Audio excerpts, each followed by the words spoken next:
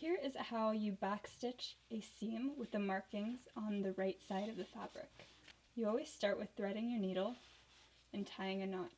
Then you pierce the stitch hole right in the white dot, right in the center from the back side, and you pull it taut. If your knot goes through the hole, you need to tie a double or triple knot. You do the same thing with the A0 on this side. You pierce it as close to that center as you can. Definitely do not pierce it further inwards. Just try to get it as close to that green dot as possible without actually touching the green dot with your needle. Once you've pierced both A0s, pull your thread taut until the knot stops the thread from going anymore. Now you've connected your first pair of dots. Our goal is to connect the rest of these pairs of dots with something called a backstitch. The pattern to a backstitch is jumping 2 steps ahead and 1 step back. So, starting on the side that your needle is on right now, you jump 2 steps ahead.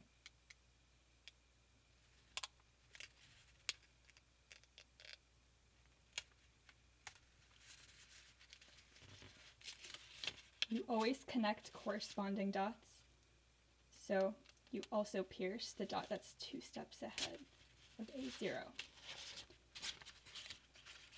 Again, pull your thread until it's taut.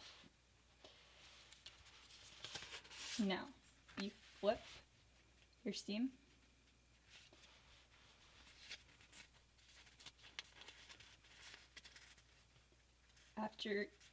So you just jumped 2 steps ahead, now you jump 1 step back.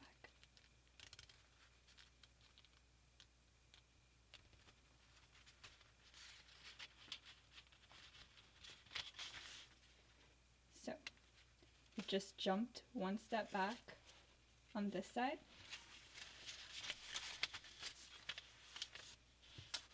And then you do the same on the other side. You see, here's where we were before. Again, try to get as close to that center as possible. Don't actually pierce on the black part. You want to do it on the actual colored part of your fabric here. Do it as close to that white dot as you possibly can. Once again, pull your thread taut. Next, from the side that your needle and thread are currently on, you again jump 2 steps ahead. That would be this dot right before the A1. And you also pierce the dot right before the A1 on this side.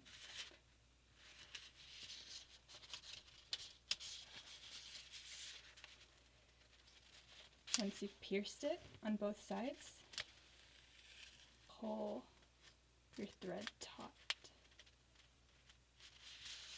Okay, now you're back to this side. We just jumped 2 steps ahead. Now it's time to jump 1 step back on both sides. 1 step back is the dot right in between the A0 and A1. Pierce it with your needle and do the same on the other edge. That dot halfway between A0 and A1.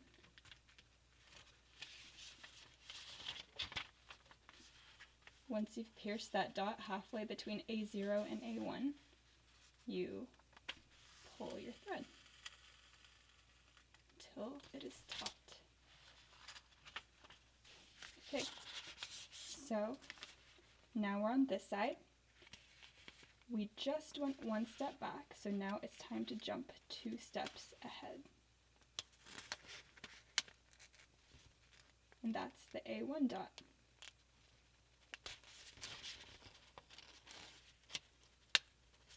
pierce A1 on both sides as close to the dot as possible. If you got it wrong, you can always take your needle out. See, that one was too close to the dot. You can always take your needle out and re-pierce it where you should have pierced it, right here. That's better.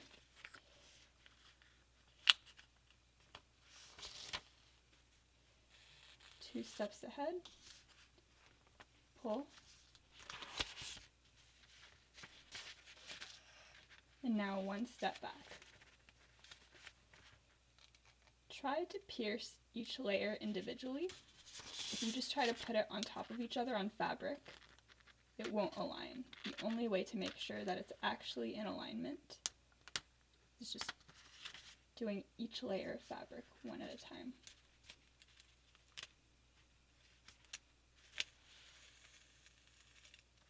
If your thread is ever loose, just give it a bit of a tug until it gets pulled taut.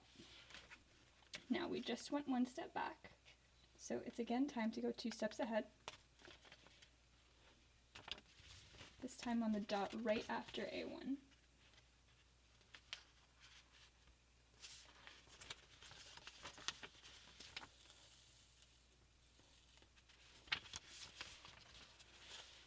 And again, the dot right after A1.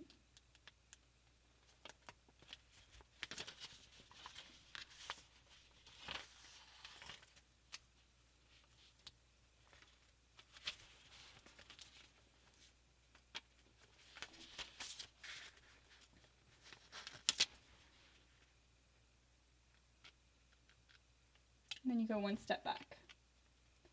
Now you're on A1 on both sides. Pierce A1 on both sides. Pull your thread.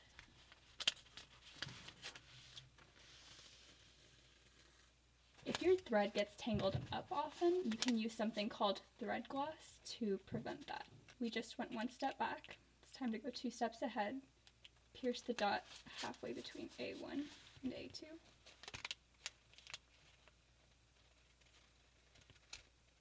On both sides. And you pull. Then you go one step back.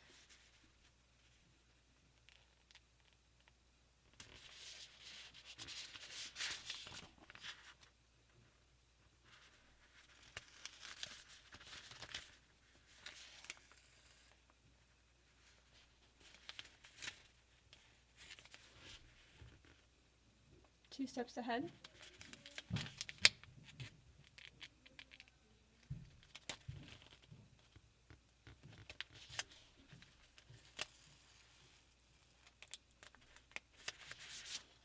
And one step back.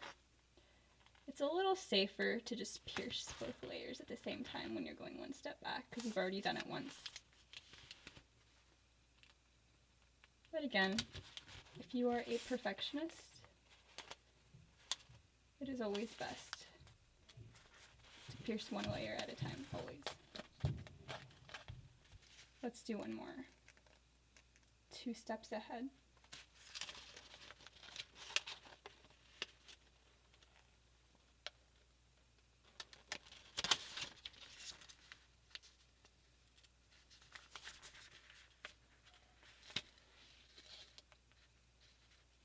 And one step back.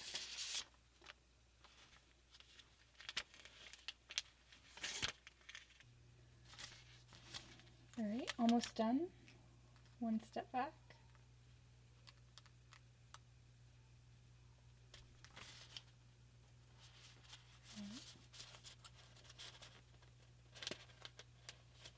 Two steps ahead. This is the last one.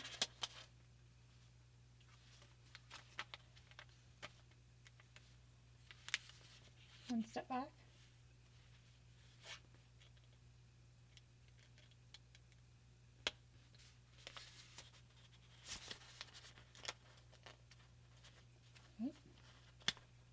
Now, once you're finished, I like to make either a tailor's knot or a shoelace knot to tie it off.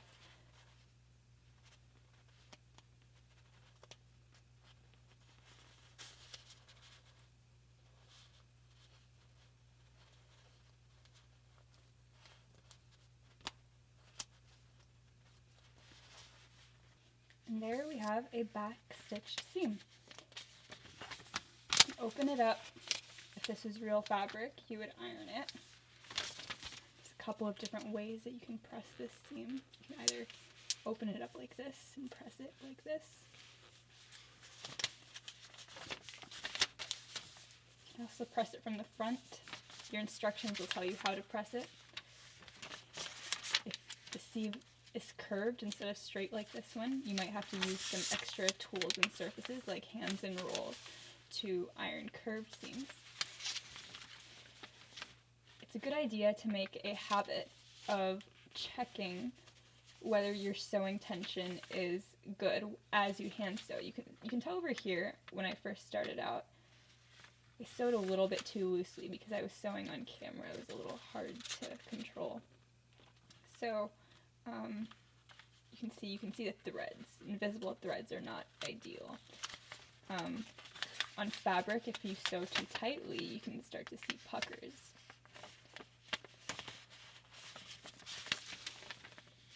Anyway, that's a backstitch.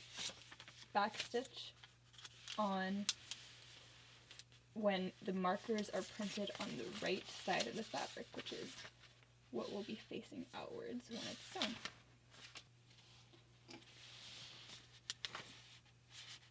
The backstitch looks a little bit different on each side. The side that you started on has overlapping loops like this.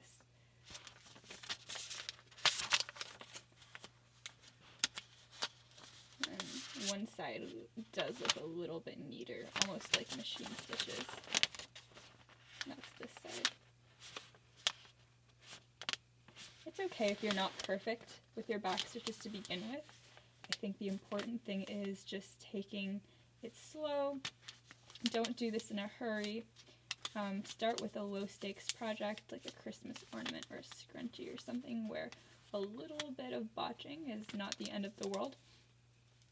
And then you can always do a larger project, which is really just more of the same stitches later. And then if you decide that you want to start completing projects faster, you can always learn how to use a sewing machine. Alright, well that's it.